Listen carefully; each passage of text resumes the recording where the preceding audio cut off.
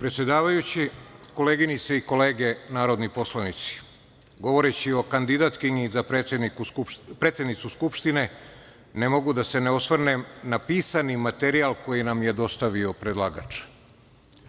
Šta znači pohvala o Gerhardu Šrederu kao kolegi u savetodavnom odboru World Mind? O rezultatima rada kandidatkinje na prethodnoj dužnosti već su govorile moje koleginice i kolege, pa ću se zadržati samo na činjenici da kao čelna osoba izvršne vlasti ništa nije učinila u vezi sa pojavom naoružane paravojne formacije na ustavnoj teritoriji Republike Srbije u selu Banjska.